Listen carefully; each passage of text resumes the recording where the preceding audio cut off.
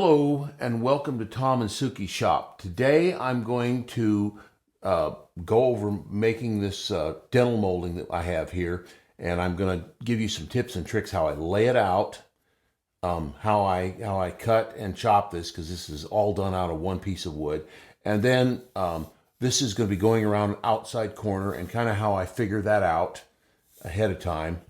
And I actually have a piece that's going on, and at the end of the video we're going to install this on the piece so you can actually see how these corners hopefully worked out properly. I hope I figured it out. And this method also works for inside corners as well. But we build each piece of dental molding we do to a specific piece. We don't just mass produce this stuff. So with that, let's get started. Okay, so the first part of all this is stock selection. And the important thing outside of your sizing, which I'm not going to get into in this video, is to make sure I've got my top and my bottom of my dental molding here. To make sure your grain is at least nominally running top to bottom. It doesn't have to be perfect, clear vertical grain, but it needs to be sort of nominally running top to bottom like this. That way, as you're cutting the teeth, your teeth that are left behind are not going to be prone to pop out. I would avoid any knots. Try to keep your stock as clear as possible. This piece was actually a scrap I pulled out of the pile. It just happened to be clear and long enough. It does have a knot down at the other end, but it's out where I'm going to be cutting it off, so it was perfectly okay. And it's close enough to the right species, since this is going to be all getting stained. You always got to think about these sort of things.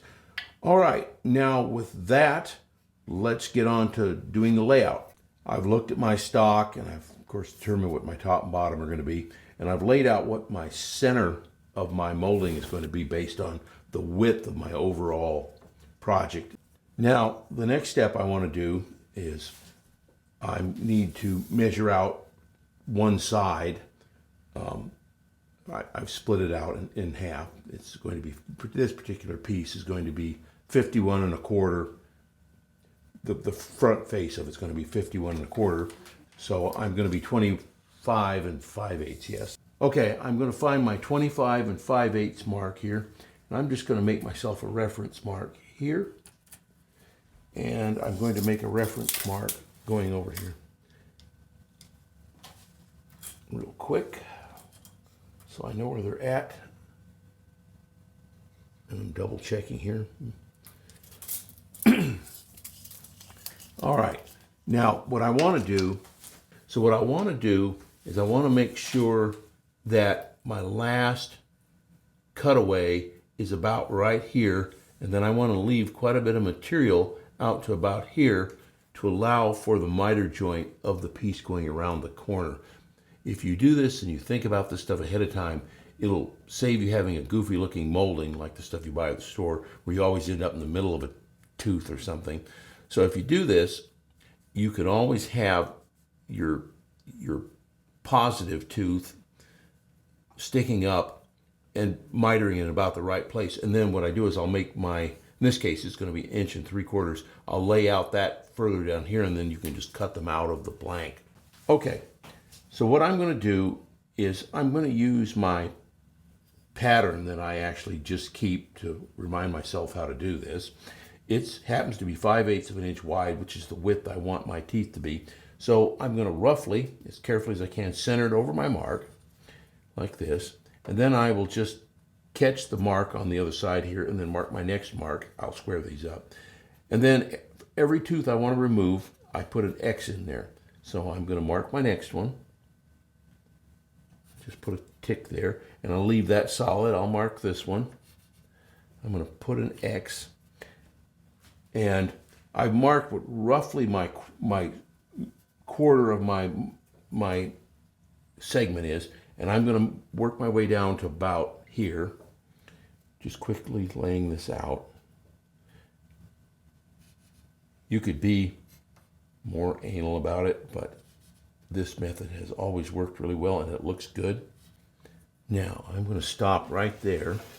I'm going to start down here, and right here, this is where I put my cutoff line.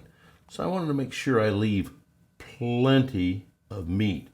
Okay, I've come out to my 25 5/8 mark. I think that's what it was, but I've marked it here. So And now I'm going to come in, and I'm going to come in maybe 3/4 of a tooth from that mark, and I'm just going to make a mark here. Actually, I made one. And then inside from that, I will mark my next tooth. And this whole area between these two will be left proud. And the reason why I'm going to do this is when I'm installing this on the architrave, it'll be mitered over. And I don't know exactly where that miter is going to fall, but it'll fall in here somewhere. And then that leaves me a little bit of play there. And if I need to, I can actually, if it looks really goofy, I can cut a little bit of that tooth away carefully before I install it, and then just carefully scrape a little bit off that to make and scoot it out a little bit, but it typically doesn't. And then I go ahead and leave it proud all the way out to about here, and then I start my next segment of the molding. In this case, only going to be 1 3/4. So I make sure it's got another little bit of a long section here, and then add my teeth out going that way. So what I would do is my next section is going to be 1 3/4. So I'll measure that. And I'm going to leave this as my long section. And then so I'll start my first proud tooth, and then that would be my cut tooth. So what it'll be is it'll be a proud tooth, and then another tooth which will be cut a little short, and only one tooth removed from this section. And I'm actually will mark this with a pencil to know that's what I'm doing here. Now, once I've marked this and I've marked my section to remove, then I keep marking my teeth going back to my center, and I'm working towards my 1/4 mark. And again, this doesn't have to be super precise. We're not going to fly this guy to the moon, and the eye isn't going to pick up tiny variations. In fact, it won't pick up, it has to be a 1/4 tooth or more before it's going to pick up very noticeable variations. Keep working my way down. And I'm going to come back with a square and square these up too. So now I'm getting near my center point where my two groups of teeth are going to mate up. So what I'm going to do now is very tentatively, with little teeny marks, just mark all my teeth coming to the center. And we're just going to see how bad this worked out. And it didn't work out that great, which sometimes it doesn't. So let's see, that is going to be a one cut out there, one cut out there. And what I do is, rather than follow a scientific pattern, I just look at it. So what I'm going to do, let me make sure these work odds and evens here. And that will work out. I'm going to scoot this one over a little bit, and widen that one and shrink that one, and I'm actually going to scoot that one over, yes, that one over a little bit. And you get when it's all said and done, you'll never notice that I had to squeeze some in and out just a tiny bit. Now that I have all my marks, I'm just going to go along with my tri-square and square them up. And once that's done, I'm going to mark that all stays put.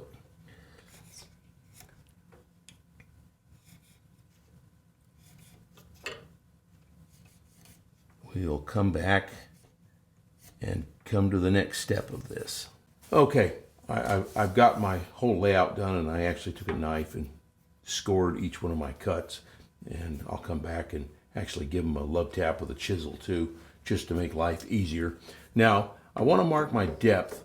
This is a subjective choice, and I do this differently. I do this differently depending on what I'm doing. This particular time, I'm going to split the difference and do this about halfway through, which is going to be a 3/8 measurement, and I've already measured it. And what I do is I use my router plane and just turn my blade, and I use it to mark both sides of the cut before I come along and I cut it with my saw. And I rinse and repeat on that side. I can't really film that. But it just gives me a line to saw to. and we'll come back when we get to the next part. Okay, before we start cutting, I want to point out another little trick I've kind of learned. So each place you have a tooth you need to remove, I like to do, I've already scratched this with a knife, but if you take a chisel, and you always want to make sure you've got your bevel pointing into the area you want to remove, give it just a little tap. Try to stay out of the frame here. And just catch it in there. And your saw will follow that a lot cleaner, and it also kind of shears off the fibers, and it just makes everything a lot more fun, and so forth. And actually, I don't want to do that one yet, but I want to do this one, and I just will do this all the way down. Every place I want to cut a tooth out, and then we'll come back and I'll show you how I saw these. Okay, I've laid out my whole stick here with my 3 parts. Now I'm going to go and I'm going to just saw all my teeth out ahead of time before I chip them out. Now, I'm using a bow saw, turning saw, whatever you want to call it.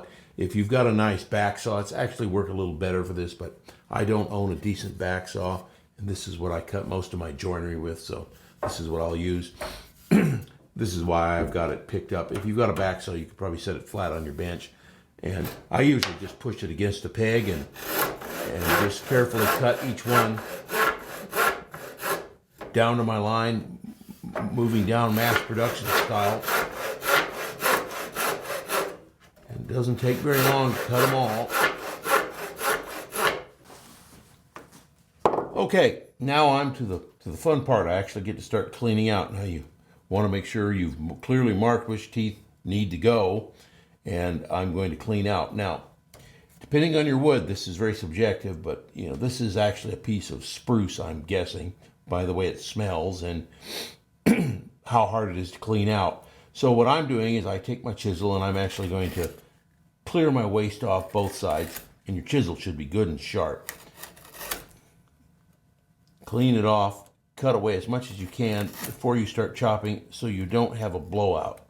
Blowouts are bad and require glue, and they can ruin your day when doing this. So just take your time and clean out, cutting at an angle, going back and forth. Now I'm getting close down to my final depth, and I'm going to try pushing it through. And if it doesn't, then I might require a mallet. Now it'll go. This one's going to go. But sometimes you got to use a little mallet, but you want to be very careful, and you want to make sure you don't have a blowout on the backside, which is why I'm pushing this against the block also. And just take it off in the corners, clean through, and when you get down close to your line, that's not quite far enough, and we'll get a picture of that. Okay, so when you're down to here, it's time to bring in the router plane, and don't try to do it before you get down to that. Then once you're down to the router plane, you can, and I will actually going to do this whole thing and then bring it back, but then your router plane can come in and you can just carefully clean that out. And if it's not coming up cleanly, take your chisel and just lightly shear the fibers on each side of the cut. No harm in that, just don't go any deeper. And then ease it up, and you get a nice clean bottom to your cut. Okay, so we're installing it now, and I'm only going to show this side because the only side we can get a good shot of in my little shop. But you can see where I've made my piece for the end over here, and you can see where we're going to have to make the cut. I got a little bit, to get everything right, I had to scoot it that way a little bit. So I'm going to have to do 2 things. I'm going to widen that tooth about that much, and then I will make my miter. It's going to go right here, and I'll mark that. And then I'll also make the rest of the miter off of this. I'll just go right there, actually, and that'll be perfect for that one. And so I'm going to just take my knife, and I'll mark it. And I've already marked the direction of the miter. And so I will cut this on my bench and clean it up, and then we'll come back and look at the finished product.